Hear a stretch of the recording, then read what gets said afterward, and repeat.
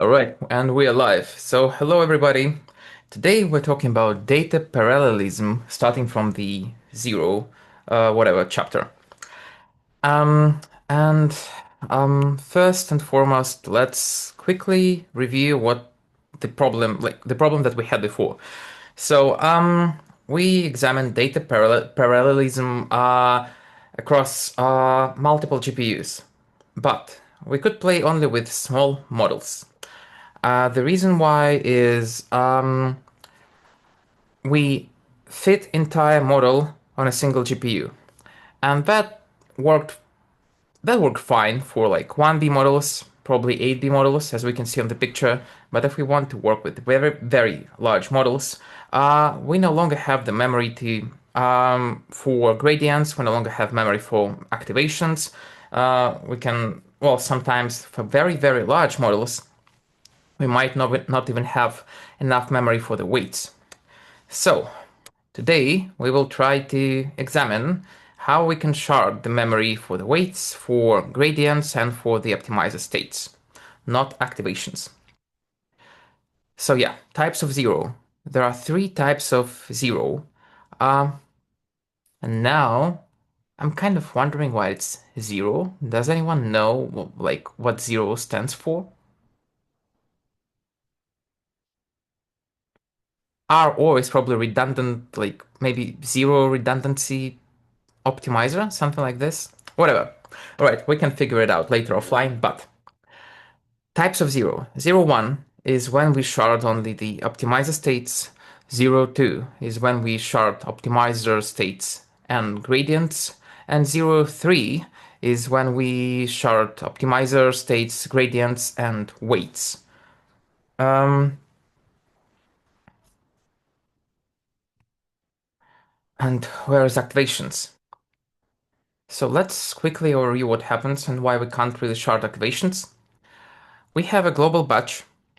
Um, we split this global batch into multiple micro batches. For instance, if we have three GPUs, we have three micro batches uh, that we kind of extract from our global batch. Then we feed these micro batches in parallel onto each one of the GPUs, and we get very different activations because it's different data. So we can't really shard activations because these activations are for very different parts of the data set. Um, and now let's overview the memory um, requirements that we currently have for the model parameters, gradients, and optimizer states. So sigma, no, it's phi, right? Phi, sigma. I always mix up this Greek letter stuff. All right, I'll probably look like a fool on the recording, but let me call it sigma, no, phi. Let it be phi. So, um, what we have is that like phi is the number of parameters that we have in the model. Then the number of like amount of memory required for model parameters in half precision, it's 2 phi. The amount of memory required for model gradients, it's once again 2 phi. And I kind of wonder if it's like really 2 phi, or it's like big O. I think there might be some overhead really for some, especially when we calculate gradients with PyTorch. So I wouldn't like trust that this, like if we add all this up, this is exactly going to be how much memory we actually allocate on the GPU. But like, all right, I'm getting off track. So model gradients 2 phi. Models parameters in FP32, we remember that we have this master copy in FP32, right? And optimizer states, it's 4 phi. And I think this first 4 phi comes for the models parameters, and another 8 phi comes for the optimizer states. And also, we can optionally store gradients in FP32. But the book doesn't really mention why we might need these gradients in FP32. I think it has something to do with the training in mixed precision, and they promise to discuss it in next chapters. Oh yeah, now I see the chart. Phi, psi, whatever. Yeah, phi. Um. So, um. what what's the big picture with these zero optimizers?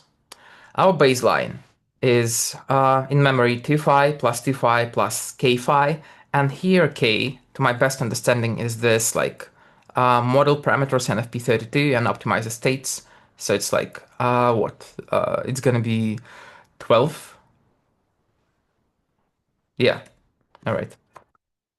Usually 12, but it can be more if we also add model gradients in FP32. So let's just stick with 12.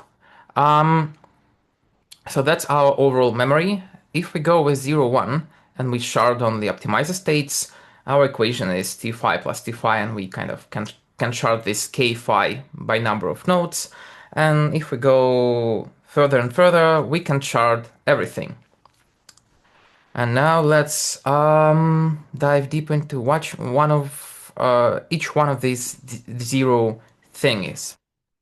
So 0, 1. Um, roughly that's what it looks like.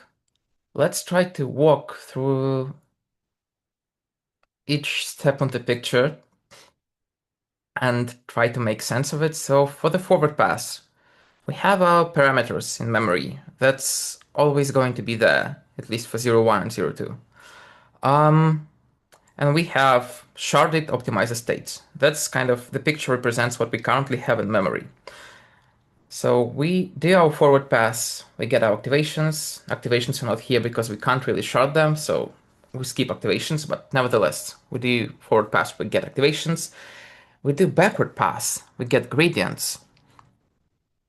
And you can see here that the gradients, they have slightly different colors, probably to highlight that these gradients are really different because these gradients are for different data. Then we do reduce scatter, which means that, well, we find a part of the gradients that we need our for our own part of the optimizer. We keep it, and we get the other gradients for this very part of the optimizer. So like the way that I imagine it is that like we have maybe 1 million parameters, and when we shard optimizer, it means that, for instance, for the first node, we're going to keep optimizer states for the first 100,000 parameters. And for the second node, it's going to be second 100,000 parameters, and etc. and etc. So we get the gradients for this very weights that we have in our optimizer, and we send the gradients for the other weights that other nodes need for their optimizer states. Then we calculate the updated weights, and then we do all together, meaning that each one of the nodes calculated its own piece of the new weights, and then we send all these pieces for each one of the nodes. And to remind you what reduced scatter looks like is, well, on node 1, on node 2, and node 3, we have different pieces of data, like A, B, C. We first want to reduce this data, meaning we want to kind of concatenate it in one kind of huge blob, then process through some sort of a function, and then distribute the results of the function across the nodes. At least that's my best understanding. And I think that's exactly what happens here. So, well, here we don't, well, we do have a function, and we actually have a code. We have code here to illustrate what happens. So our function, our operation is sum, and we kind of get the input tensors from all of the nodes that contain the sharded data. Well, not sharded, partials of the data. Then we sum up all parts of this data, and then we distribute the results to each one of the nodes. Yeah, and I see a question in chat. Remind us what optimizer states. Yeah, so it's like whatever Atom or SGD or any other optimizer has internally. So like the thing that takes gradients, takes weights, and produces new weights. Um, and for this piece of code that illustrates reduced scatter, uh, we can expect uh, for like 3 GPU nodes, for each one of them has 3 tensors. We can expect the following input and the following output. I tried to highlight the input, well, color code, the input and the output. So the idea is that, for instance, on node 1, we have, well, what is it? Well, let's think of it as a, well, I guess it's a two-dimensional tensor, right? Like 3 by 2. So each one of the nodes has a tensor 3 by 2.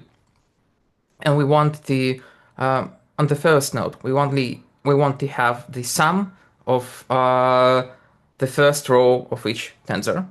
On the second node we want to have the sum of the second row of each tensor, and on the third node we want to have the sum of the third row of each tensor.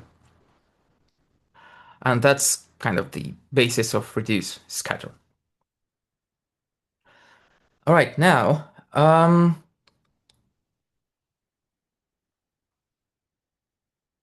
let's get back to our picture. Um, and examine what happens with the from the communication standpoint. We kind of now know what happens from the memory standpoint, but we still need to understand what happens from the communication side of it. So we do the forward pass, then we start doing the backward pass.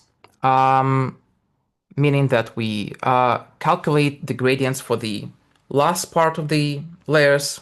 Like, say we have a very simple transformer with only 3 layers. Then when we calculate the gradients for the last layer, we start calculating the gradients for the middle layer, and we can already send the gradients for the last layer to the other nodes. Then we have the optimizer working, and that's so basically that's this reduced scatter operation right here, GPU communication, when we communicate all of the gradients across the nodes. Then optimizer is working. It's right here, so optimizer produces the output. Then we get, and then we need to distribute the results of the optimizer from each one of the nodes to all of the nodes. And this is this guy right here. So we send the data from each one of the nodes to all of the nodes, and that's called all gather. And then we start the new cycle. And in the book, they don't have a picture for it, but they mention that we can also do a bit more parallelization. And first, when our optimizer works, as soon as the optimizer finishes processing the first slice of the weights, we can already start shipping that slice to all other nodes. I tried to illustrate it right here. So once again, we have the forward pass, backward pass. We can do reduce scatter with a bit of delay. And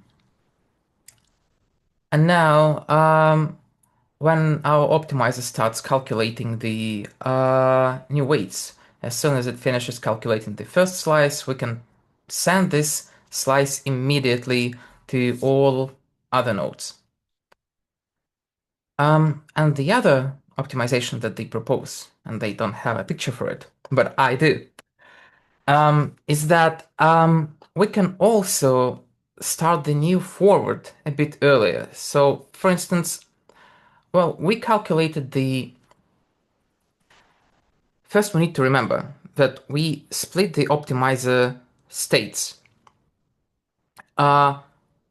for like different by weights, right? So like say we have weights for all of the layers and we split them across two GPUs into halves, right? Part A and part B. That means that yeah, give me a moment. So that means that we have part A, part B, and then when we got gradients for all of them, we did reduce scatter and we got like the complete sum gradients. Um, when we start calculating the optimizer states for the part A of our weights, as soon as we have the first slice, we can already send the slides to all other nodes. And then once we finish the calculation for the first slide and slice and send this slice to all other nodes, we can already start processing um, the new forward pass, right? We don't need to wait for all other weights. If our optimizer returns the weights sequentially, uh, then as soon as we have this first slice, we can already do a forward pass. Uh, and I might be mistaken. We might not need to split the weights like this in this way sequentially. When we have the first part of the weights and the second part of the weights, we might as well kind of slice them up in multiple micro chunks and kind of do the optimizer step almost in parallel for the like first few layers. I don't know really because I have a bit vague understanding of what kind of optimizations we can make inside of Optimizer from like implementation standpoint. But according to the book and to my best understanding, we should be able to start the new forward pass a bit earlier and overlap it with the optimizer states, calculation of the optimizer states. All right, 0, 2. Now, well, before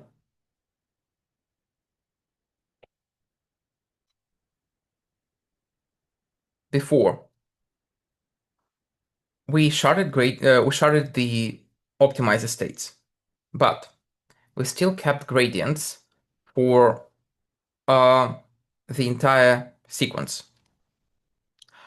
And that doesn't make too much sense because we need only the gradients um, for that part of the weights that we have in our optimizer, and all other gradients they're kind of redundant. So that's the basis of 0, 2. We keep not only we shard not only the optimizer states, we also shard our gradients, and we keep only that part of the gradients that correlate to the part of the optimizer states that we have. Oof. And the picture looks exactly the same, but here, when we kind of send gradients away, we can immediately forget about these gradients. So before we kept all of these gradients in memory, and now we can forget about these gradients. We calculate them, we send them away, and we forget. So it's like with 0, 1, here's what happened from the memory standpoint. With 0, 1, when we kept all of the gradients in memory, when we calculate gradients for the last layers, we keep them, we send them away right here, and we keep them. When we calculate the gradients for the mid layers, we send them away, and we keep gradients for all of them for layer 2 and layer 1. And when we calculate the gradients for the first layers, layer 0, we still keep the gradients for the previous layers. And now we keep much less gradients. So that's yeah, exactly. So everything is the same. We just drop non-hour gradients, the gradients that we don't need, and that saves memory. And 0, 3, also called fully sharded data parallelism in PyTorch. Torch. Wow. Okay, let it be Torch. So the idea is that we will also shard the weights. And that's how it's depicted in the book. We keep a part of the weights uh, for each layer. We split the weights across multiple GPUs. And then when we need to do the forward pass or backward pass, we first do all gather operation, and we kind of accumulate the weights for the entire layer. Then we do the calculation, get our activations, and then we forget about non-hour weights. And for the backward pass, it's the same. Just look at the picture from bottom up. So we go back. It's backward pass. We do all gather. We get weights. We get gradients. We do reduce scatter on the gradients, and they don't have the flush here, but flush also happens. So kind of imagine flush right here. And that's the kind of time-wise look at it, view of this process. First, we do the GPU communication, then we do CPU computation, and then we free the parameters, and we overlap computation with GPU communication. When we do backward pass, it's kind of the same as we had before. We do reduce scatter for the gradients, but we also need to, well, for the last layer right here, we just didn't drop the weights. We already had them for the backward pass, but we need to do the same all together for the weights for the first layer, and etc. and etc. And when I read that chapter, the question that immediately came to my mind was that currently, the book proposes to split the weights for each layer like this. So if we have three GPUs, each one of the layers is going to have one third of the weights for each one of the GPUs is going to have one third of the weights for each layer. Could we do something simpler? Like, why not?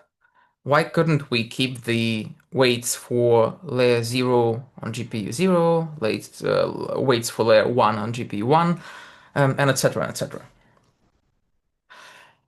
And it got me thinking, and it turns out that the problem is with the I/O. It's with the communication. So with the approach that I thought of when we split the weights on bi-layer basis, it means that we still can, when we need to calculate the forward pass for the first layer, for layer 0, and if that layer 0 is kind of stored in its entirety on GPU 0, that means that GPU 0 has to send this entire layer to all other GPUs. And since each one of these GPUs has limited capacity in terms of output and input, it means that probably, well, depending on how many GPUs we have, probably we won't face this problem with 3 GPUs.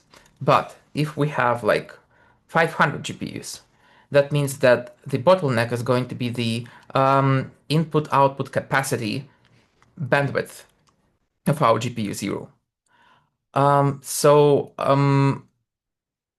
GPU 0 is going to take a long time to dump all of the data to all other GPUs.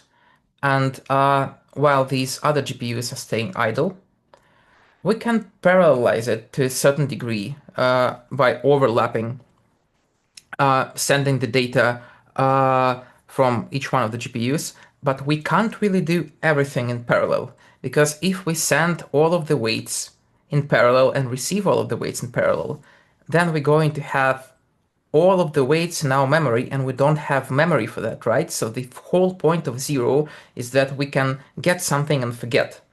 And if we if we split the weights on per GPU basis,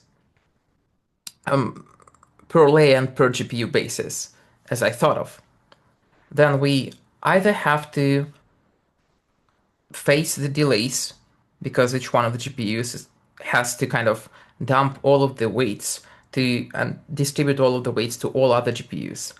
Or we will have, if we don't want to wait, we will have to store the weights for the entire model in our memory, and that's not something we want to do. So, and if we go with what's proposed in the book, that's how our communication looks like. So right here we have this bottleneck in the output, huge chunks of the output that we need to distribute to all other GPUs. And here, because each one of the layers is split evenly across all of the GPUs in our cluster, um, we have even load on each one of the GPUs in both output and input. Um, and to the last problem that we still haven't solved. That was the end of 03, by the way. Um, so we can now kind of keep the memory very low for our optimizer states, for our gradients, for our model parameters, and we can scale almost infinitely with the number of GPUs. Well, in reality, we still have these communication bottlenecks, etc., etc., but kind of in theory, with ideal network, we can bring the memory consumption of our optimizer states, gradients, and model parameters to almost zero. Uh, but it's not the same with activations because we feed independent micro batches to each one of the GPUs, and our activation memory um, grows quadratically with our sequence length. Um, but what if I want to play with very long sequences? Well, for that, we will need to meet next week for tensor parallelism. Whew. Yeah, my tongue is not working today, but any questions?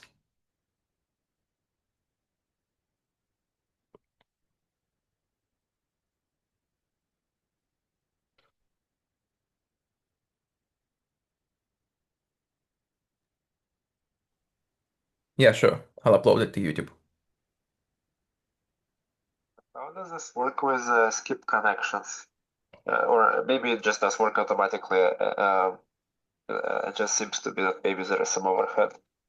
If you don't have layers connected not one to the next layer, but skipping over, like having skipping Yeah, over these. I think it's a kind of communication problem, but you still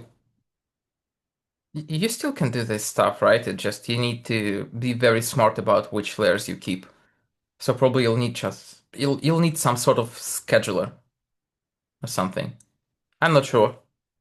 That's a good question actually. I mean, like if we have skip connections, um, Maybe it's probably just the activations that need to be stored, right? We have to store activations for all well, layers anyway, yeah, we have to store activations for layers anyway. So and it's only a computation is matter of still mm. kind of linearly happening, right, consecutively from layer to layer. So probably it just works automatically. Yeah, I think so. So the only problem is like how we fetch these guys, how we fetch the weights, right? And that's a problem for the scheduler.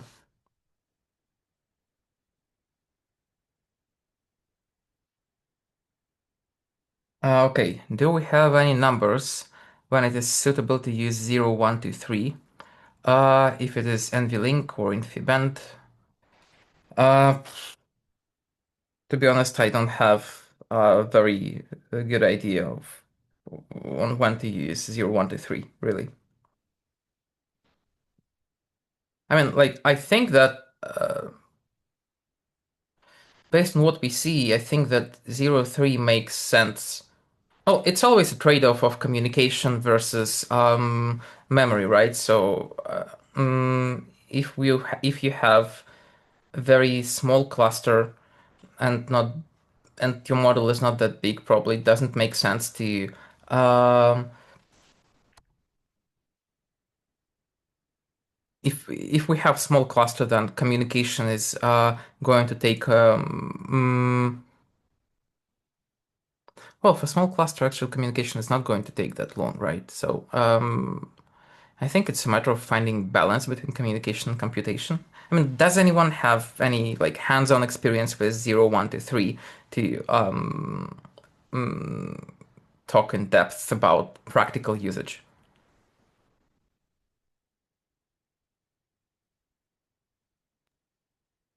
Not really, but it kind of makes sense, right? If you have um, GPUs connected in the same rack, uh, then you can achieve higher throughput, and 0.3 kind of uses a lot of that throughput to like constantly talk about the weight. But if it's like multi-node situation or multi-cluster, yeah, your latency set of throughput is dramatically lower. Uh, Yeah, and maybe you can. I think that when we're talking about really huge distributed loads, probably it's something much more complex. I mean, like you can probably shard inside of your local cluster in one way, and then kind of shard globally in a different way, if it makes sense. I think that's what's happening when we'll be talking about tensor parallelism and pipeline parallelism. Like one is more, you can combine them together, and indeed, like yeah, locally you'll have pipeline parallelism, right? Or no, the other way around. Yeah. All right. Anyone else?